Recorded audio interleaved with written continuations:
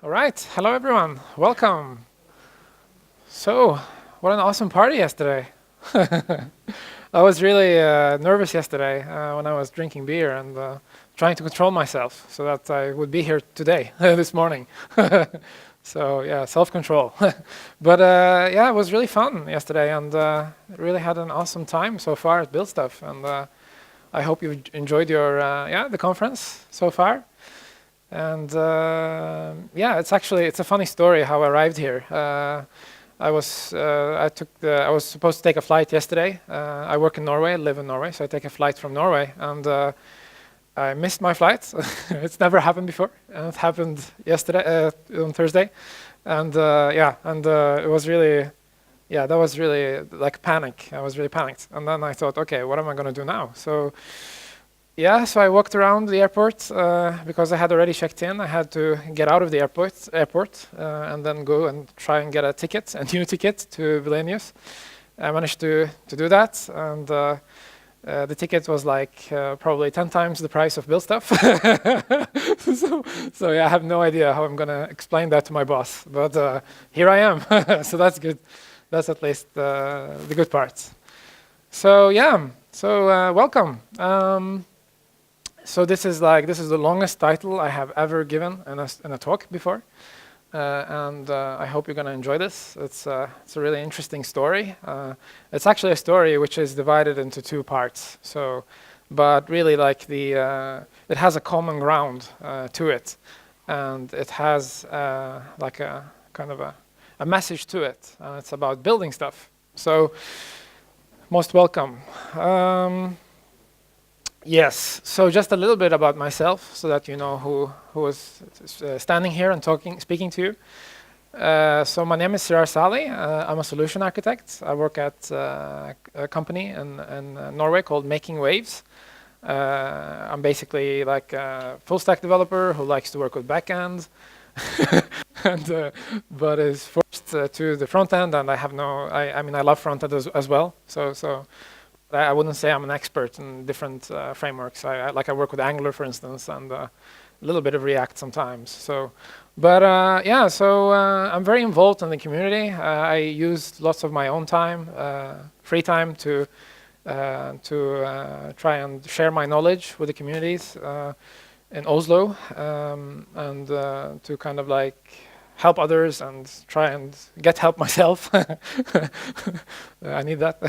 So I'm involved, for instance, a lot in the Azure community. Does anyone of you work with Azure, Microsoft Azure? Okay, yeah, not so many, yeah. So and that's because I work on the back end. I work a lot with .NET. That's kind of like my preference. And also, I'm involved in different communities, like the Norwegian.NET user group in Oslo, the AngularJS Oslo user group, which has really taken off. I was one of the people who kind of, like 5-6 years ago, we started the organization, one of the founders of this organization, and and other organizations there on the slide. And also, I really love cats. So, okay, so before we get started, I thought that I'd show you something. This is a picture from a real world scenario.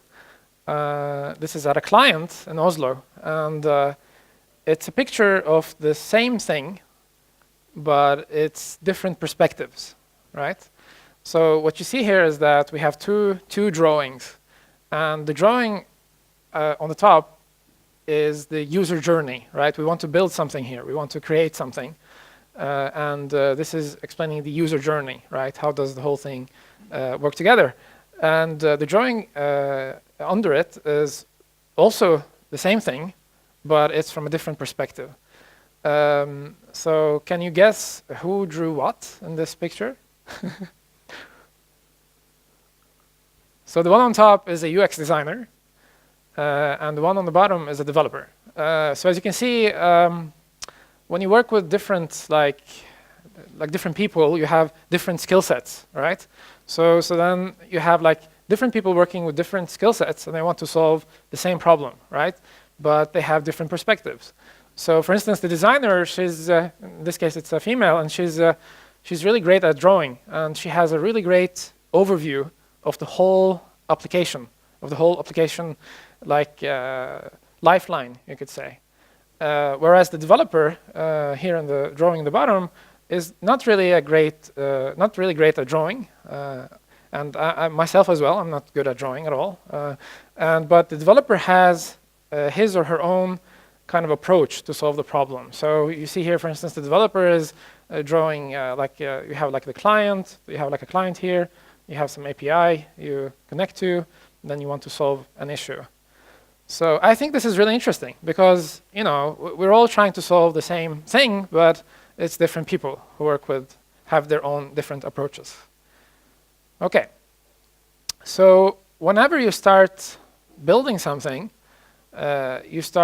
you always start with an idea first, right? You have an idea, right?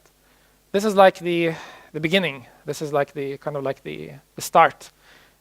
Everything starts with an idea, and we have to be honest. You have to have a great idea for something to succeed, right? So it's all dependent on that. I mean, let's say we're developers, we're designers, we're testers, and we work with different things, and we love what we do. But you know, like if we don't have like a great idea, it's not going to take off. Like for instance, like how Facebook took off, for instance. That's just an example. So it's all dependent on the idea, regardless of the different skill sets that you have. If you have a great idea, you're going to succeed, right? Okay, so this is a story which is 4 or 5 years old, right? And this is a hobby project of mine. And I'm really interested in drones, right? I really love drones. And this is a Parrot AR drone. I'm guessing you've heard of this. How many of you have seen this drone before? Yeah. Yeah. How many of you have played around with such a drone? Okay. Yeah. Yeah. So this is like 20% of the room or something, and that's really cool because it means that you're interested to learn about this and see what the story is all about. So I was really interested in drones and in this drone here especially. And 4 years ago, 2014, this drone thing started to happen, right? People started playing around with drones and all that. So this was kind of like the beginning. And then I was really interested in this drone here, and then I found out that we could actually play around with it. We can hack into it. We can program stuff to it. And then, as I mentioned earlier, everything is about an idea, right? So this is what you see here is a illustration of a problem in computer science called the traveling salesman problem. How many of you have heard of this problem? Okay, that's cool. Yeah, so lots of people have heard of it.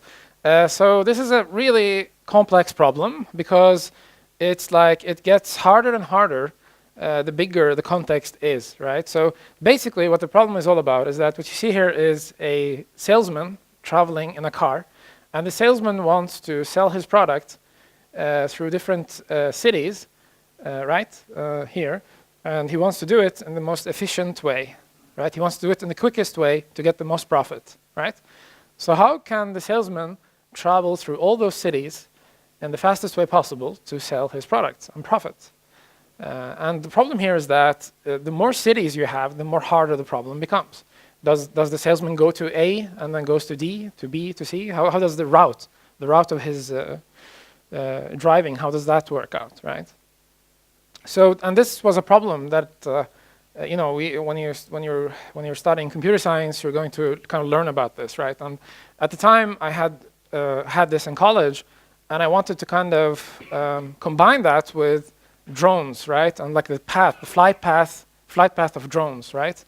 So I wanted to combine those two things and see what I can do with that. And then I started thinking and thinking and thinking, and then I got some ideas.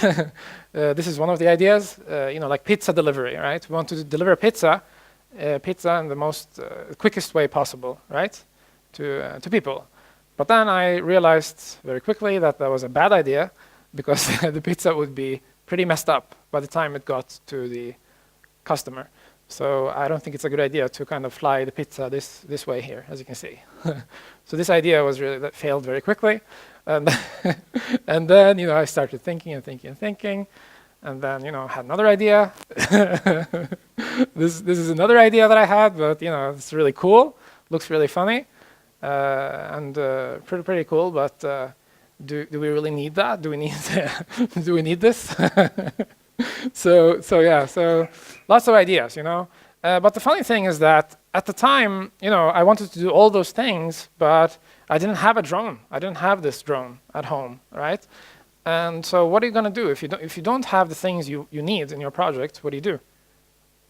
You improvise, right?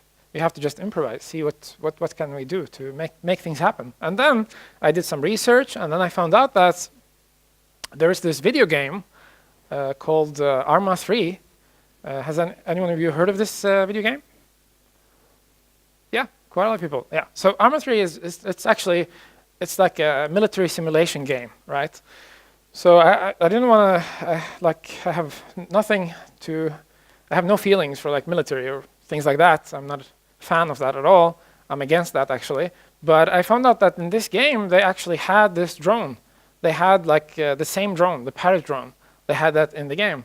So I thought, okay, what's the next best thing? You don't have physical drone. Maybe you can use a virtual drone, right? So I found that in that game. And then I did some more research, and I found out that some developers had actually made like a gateway to the game from .NET, because I on the back end I work with C# and .NET, and I found some people that had actually created the gateway to talk from a .NET application into the game, right? And then I found out that, okay, maybe we can use that to send commands maybe to the virtual drone, to the game.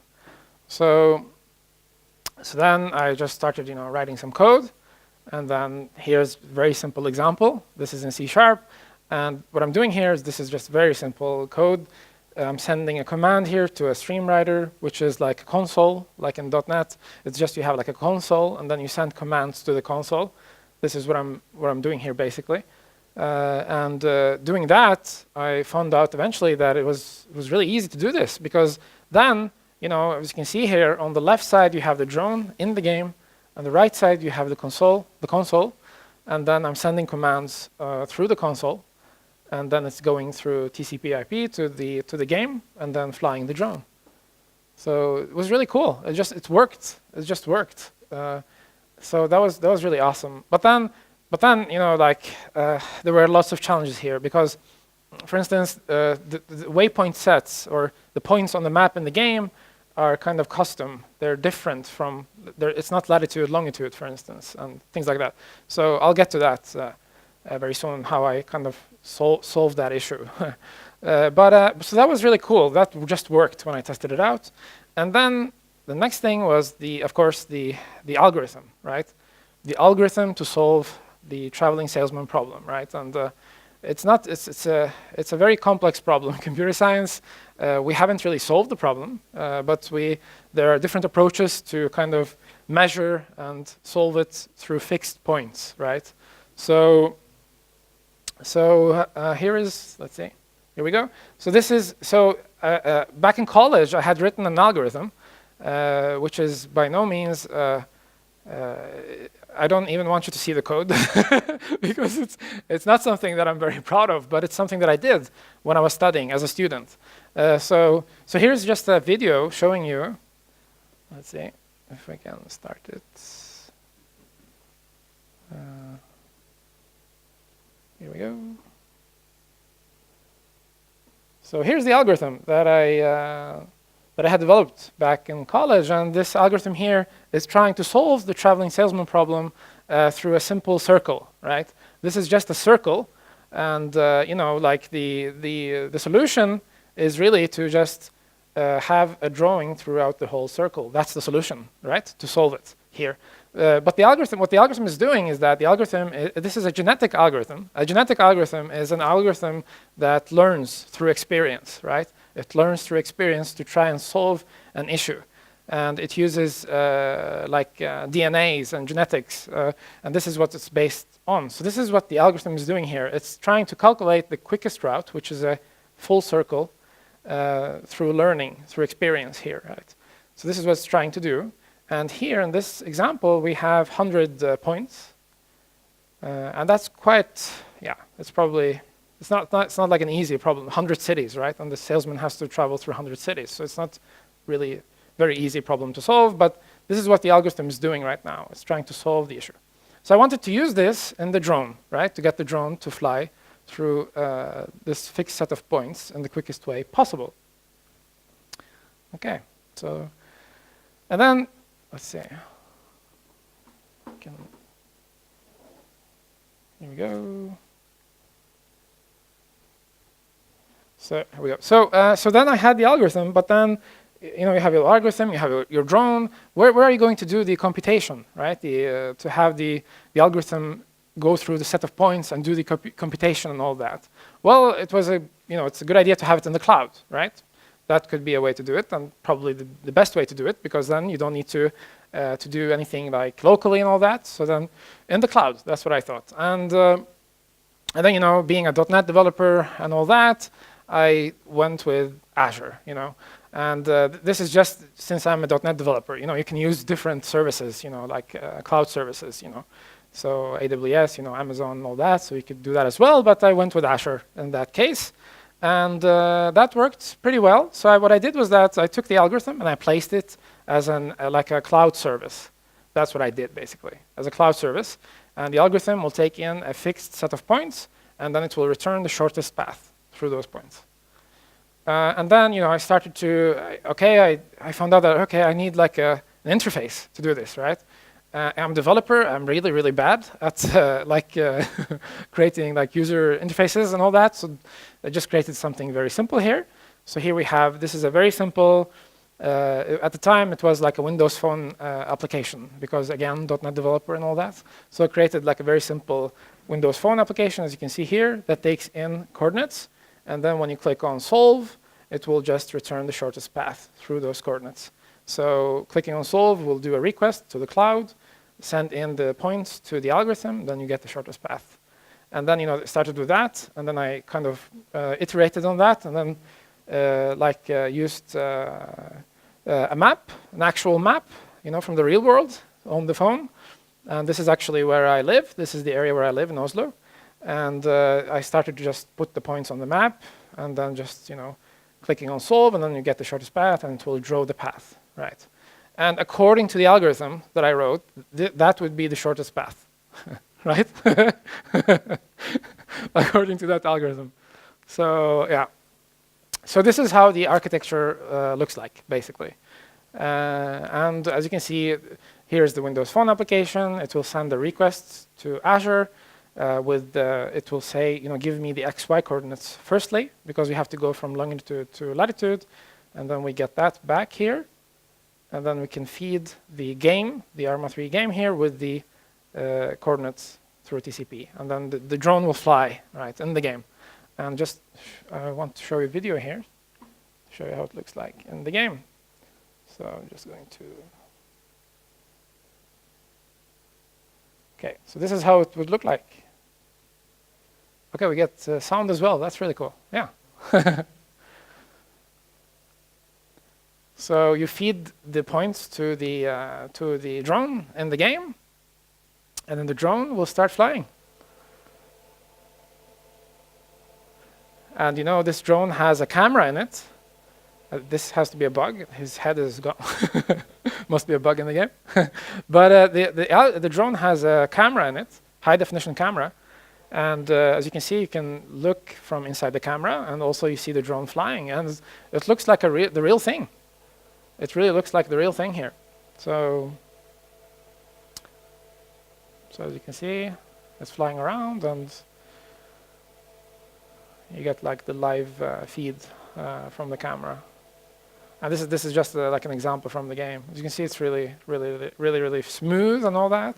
I have to be honest; it looks more smooth than the real thing. I think, yeah, it's not that. Yeah, I mean, yeah, yeah. So it's really cool.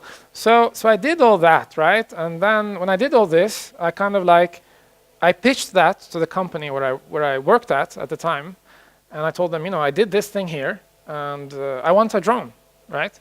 Can you sponsor a drone for me so I can actually do the real thing? And they saw what I did, and then fortunately, let's see, fortunately, they actually bought a drone. And this is the drone. This is the real thing. So, so I got the drone. Now I had the real drone. So now we got moving here, right? We got everything we needed. So if you look at the whole thing, then this is what we have, right? We're trying to build something, and we have different components that we're trying to put together. So we have the drone, we have the algorithm here, we have this Windows Phone application, and we have the cloud, right? Really, really cool. Except there was one thing here, one problem. And the problem was that this is an application, a native application at the time. And it was also a Windows Phone application. I mean, let's be honest, how many people use Windows Phone today? Okay, we have one person, too. Okay, that's actually quite impressive.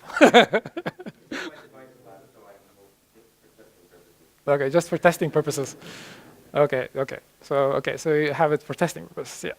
Yeah. So exactly. So how can I reach? I want to reach more people, right? So it's not the best idea to do that through Windows Phone. But at the time we had this awesome thing called Node, all right? That came at the time. And then I thought that, this is the best way to do it, to get the most outreach. It's to go with the web, basically, right, to reach people.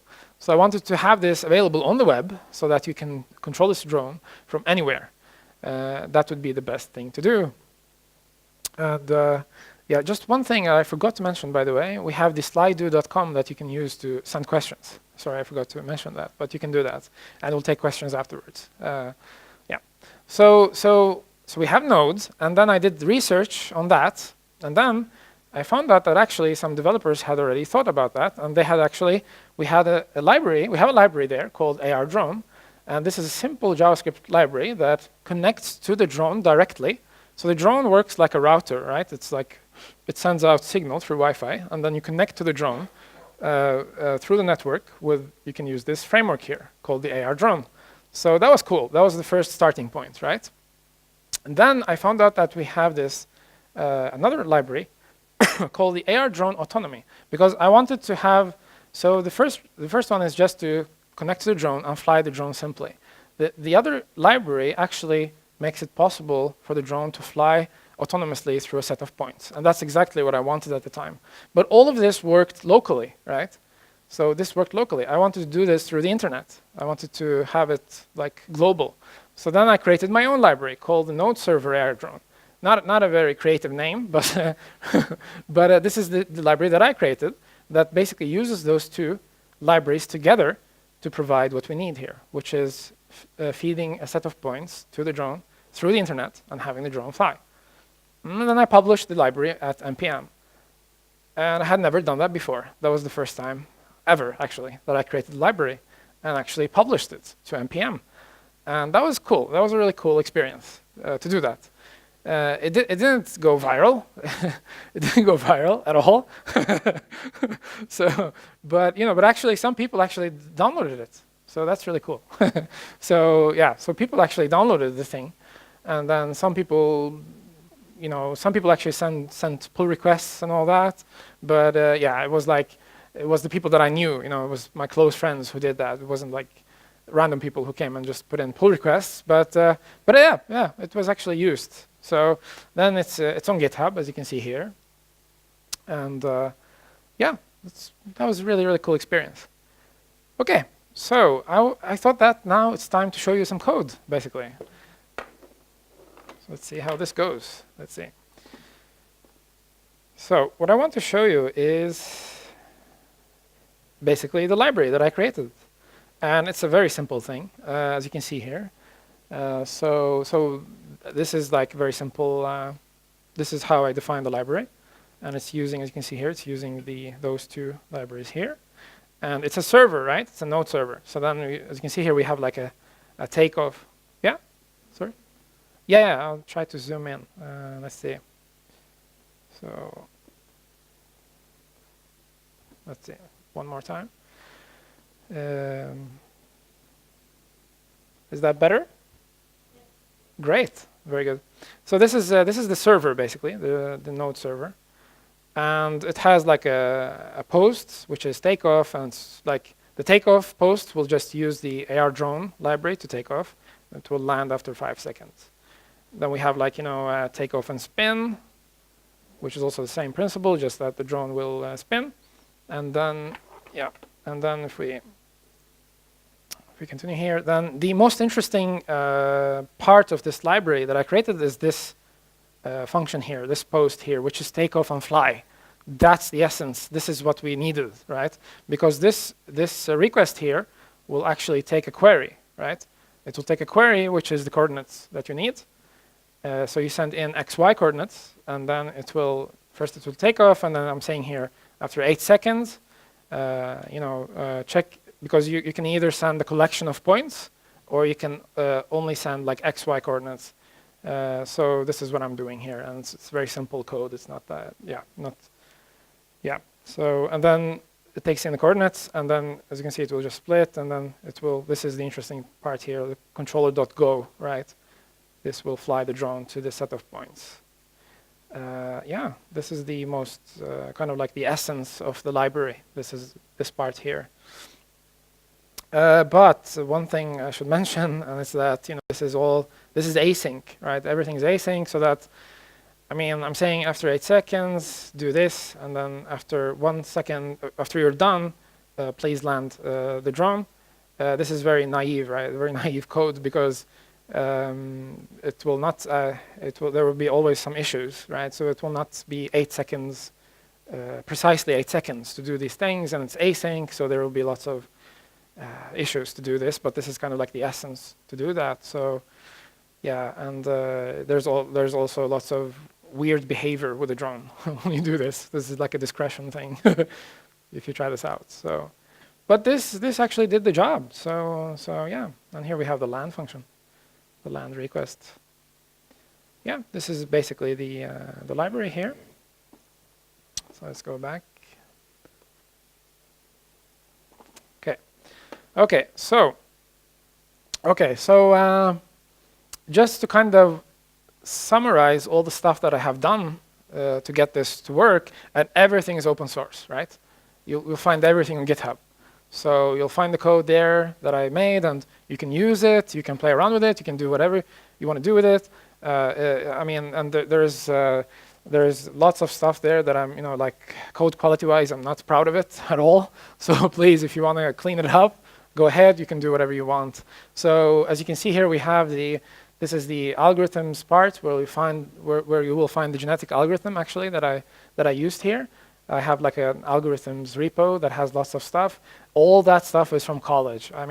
After college, I didn't work anymore with algorithms. That was the only time I worked with algorithms, except when I had to adjust the algorithm for the drone. But all that stuff is back from college days. So you can, if you want, you can play with it. And of course, I didn't mention something here, and it's that the algorithms are written in C++.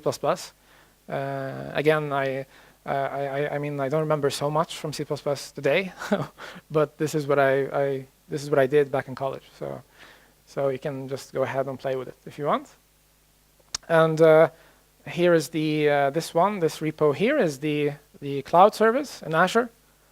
And then we have the Windows application here. And this is the command console to connect to the game, to the Arma 3 game. And then we have this is the node library that we have here.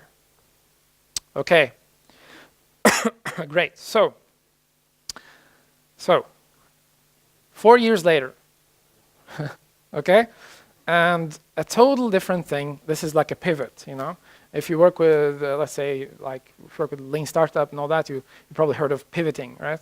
So this is kind of a pivot, but it's related to what I'm trying to convey here in this talk.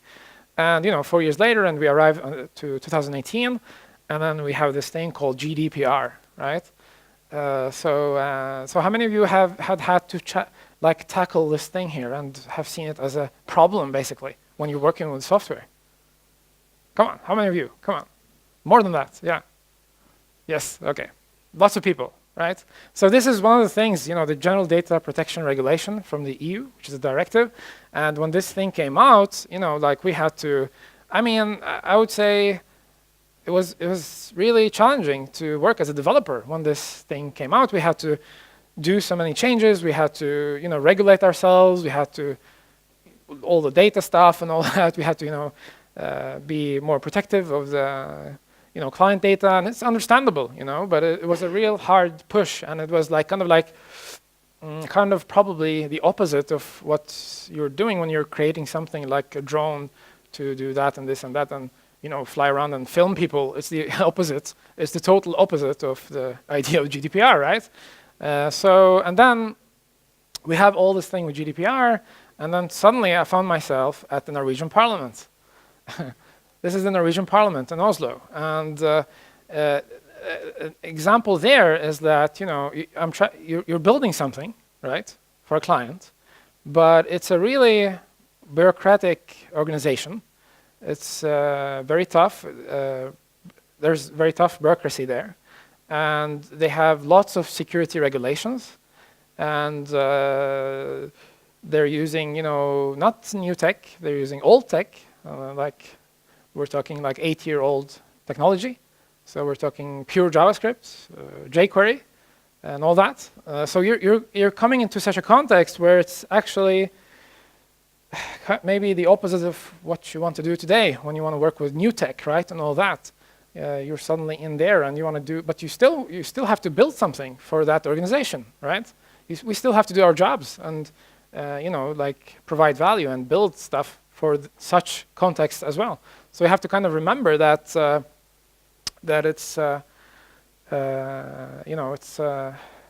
sometimes it's easy for us to forget that we have high tech, like new technology, and we learn new things all the time.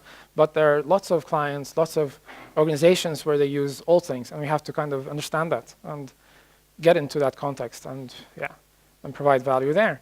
So okay, so so the thing is that when I was hired here for Norwegian Parliament, it was like a short, contract. Like they needed something for maybe 2 weeks or something. They had to do something in 2 weeks, but like I wasn't I didn't get access, for instance, to the system. I didn't get any access to the code that they're using. It could have been lots of reasons. It's a short assignment and all that and everything. So didn't get access to that and couldn't actually build something for them, like physically, but I had to improvise. And then I thought, okay, let me just do this locally on my machine, and then we could, test it out locally, and we can just copy the code afterwards. Because we had we have consultants who are like a consultant who is there. And the consultant had been there for over 2 years, so he had access and everything. So I just had to build something and just copy it over to the consultant. So that's really interesting thing. What I wanted to, I was just thinking that I could show you what I not going to show lots of things what I did there, but I show you something from what I did there. Okay. Okay, so you want to work. You're working on front end, for instance, right? Well, it was a front end job that I had to do here, right? But I didn't get any access to anything, so I thought, okay, what am I going to do? Okay, let's set up a server, like a node server. Set up a node server, put some HTML, some CSS, and then build the thing that they wanted. By the way, what they wanted was basically a GDPR like window that had to come up to ask the employee that worked there to provide their consent, right? So it's a really simple thing. Just get the dialog up, the window dialog up, and just they can provide their consent. If they say yes, it will be saved in a cookie and then saved in the database. Yeah, so it's a really simple thing. So I just created a node server, and just to show you what I did to kind of improvise the whole thing. So here's the node server, and it's serving HTML, CSS, JavaScript, and I used jQuery because they used very old technology, and this is something that we had to respect. So I did that, and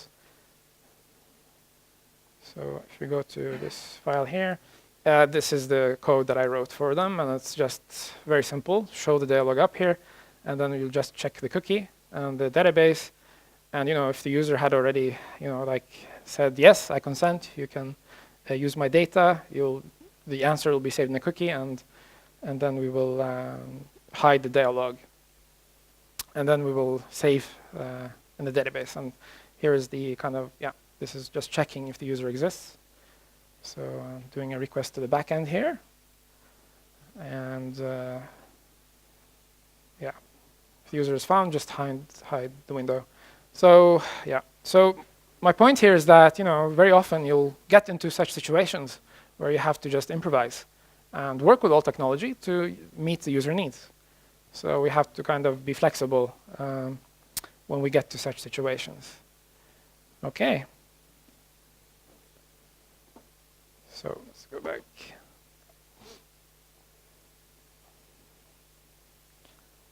Okay. Let's see. So yeah, so this is the message that I want to convey with this talk, and it's when you're out there and actually building things, you have to improvise, right?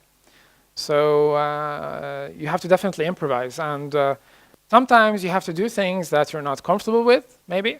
Sometimes you have to do things you disagree with, but you have to kind of do it because that's what the client wants, and we should just, let's do these things. But like my kind of like, I have like kind of like I have kind of like a code, or not a code, but a requirement, right, from my side, and it's just one requirement that I have, and it's that as long as you have mutual respect, everything is fine, right?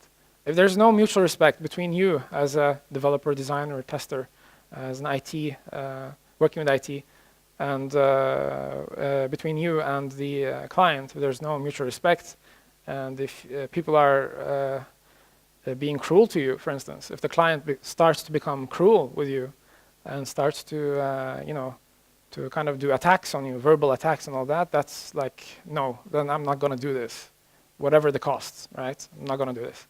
Because mutual respect, it's all about that. And we have to kind of, they have to understand us, we have to understand them. But if they are not, if they do things like that, which are not acceptable on a personal level, then it's not worth it. So that's definitely my advice to you, because then it will. I mean, if people are cruel with you in your work, then you can't like. There's no potential to. It's not. You can't work like that. So definitely, we have to improvise. We have to be flexible, but there has to be mutual respect in the picture.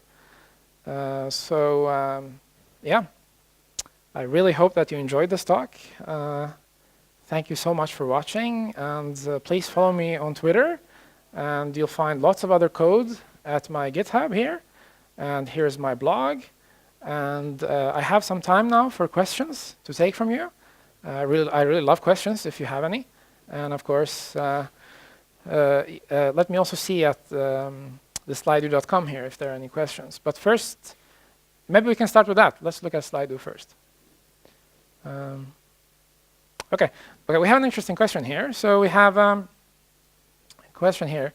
It's saying that how useful was the traveling salesman path solution when facing real world physics like wind and inertia, right? It wasn't useful at all. Yeah, it wasn't useful at all because it didn't even calculate that into the picture at all. So it just took the shortest path, and the drone will either make it or not make it. So yeah, but that's a very good point. A very good point. Let's see here. It's another question. Yeah. So how does the drone orient in the real world? Like, does it avoid obstacles during landing and takeoff and things like that? Again, no. This was not. Yeah, it was not into the picture. I didn't look into that. But we can use, for instance, the camera. We could use that for many of those things. We can use like maybe face detection, things like that, or camera detection, right? That's what I meant to do these things. That would be a really great idea. So it's a really great suggestion. Let's see. No, it just stopped. But yeah. Yes. So any other questions? Yes. Yeah. Software you showed us from the drone, is that running actually on the drone or is it talking to the drone? Oh, yeah. Do you have to think about network problems when you're going from one waypoint to the next one? Yes. So yeah, it's a great question. If I understood the question correctly, does the code run on the drone? Is it so? Yeah. Does the code run on the drone or not? And are you very network dependent when you are controlling the drone? Yeah, you are very network dependent because in that case the code doesn't work, doesn't run on the drone. The algorithm is running in the cloud, and the code to control the drone is at the client side. Yeah. So the drone just gets the information through the network. So If it flies out of range, you have a problem. yeah. So the comment is that if the drone flies out of range, what happens then? Yeah, then it's a problem. The drone will crash. Basically, yeah. So any other questions or comments? Yeah, question there.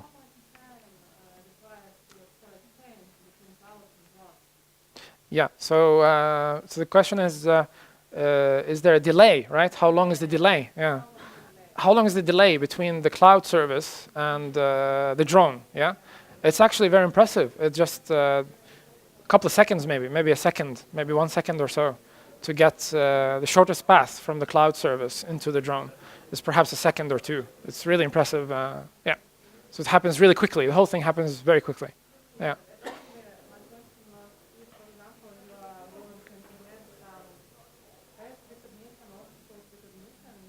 Yeah.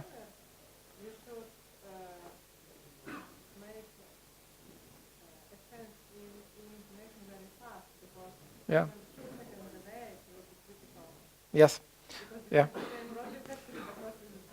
Yeah. That's actually a very good point. I mean, in such a case, we can't afford delays, you know, when we work with this problem here with the drone, because if there's an obstacle, you have to get, I mean, live data at once or live action at once. We can't accept any delays here to do this, and that's a very good point. So, I mean, in that case, it's probably best. It's even better to probably just have the code running in the drone. It's probably even better. Then you wouldn't have all the whole, you know, like request thing going on with the cloud and all that. It's even better to run it on the drone. Yeah. So the drone does support you provisioning code onto the drone itself? Once more? Does the drone support you that you provision code onto the drone? Not as far as I know. So the comment is, can you provision the code on the drone? Or is that possible to do that? I mean, you can. It's possible to connect to the drone and just, you know, like through command console, right? SSH or something. SSH into the into the drone. You can do that. So you could copy. You can copy things into the drone, like physically. That's possible. So I guess it's possible in theory. You can do that. So yeah. So yeah, another question. Ever considered like mounting something like the Raspberry Pi or something, and maybe also the device with a SIM card, or Yeah. the code running locally and Yeah. having reflecting? Yeah, that's excellent. That's a really excellent question. The question is, did I like consider having like a Raspberry Pi, for instance, connected on the drone, and then we can do all the computation, all that from in the Raspberry Pi, for example. And the answer to that is yes. Actually, I did that, and unfortunately, I have a picture of that as well. But I should have included that in the slides because we did that actually. We tested that out as well. Yeah, thanks for asking this because now I remember. Yeah, we actually tested that out, and yeah, it actually worked. It worked, but you know, it's really like a house of cards, the whole thing, because it's yeah, you know, like you have Raspberry Pi on the drone, and then you have to stabilize. Yeah, the stabilization gets a bit messed up on the drone, and but it did work. It did. We managed to get communication from the Raspberry to the to the drone. Yeah. So, any other questions or comments? Yeah.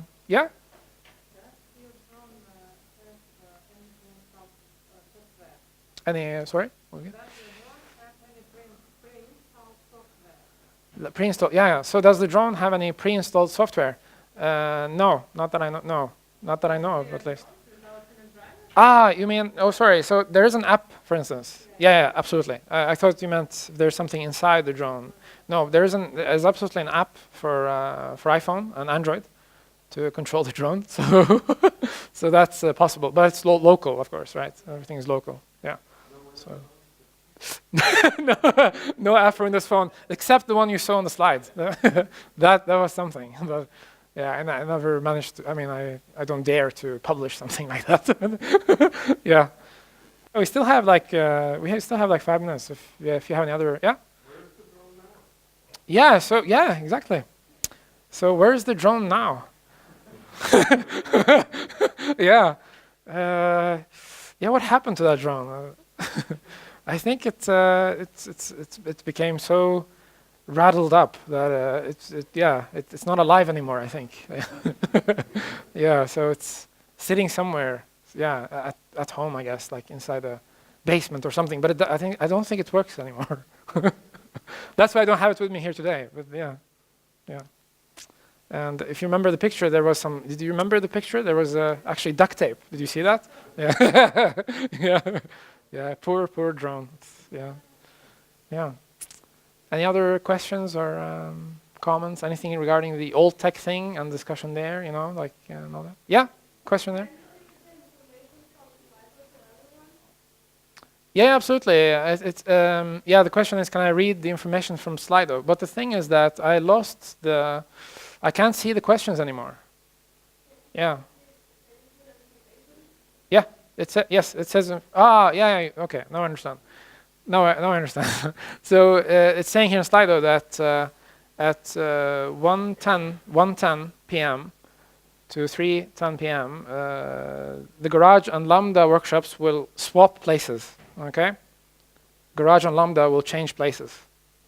Yeah. Sure. No problem. No problem. Yeah.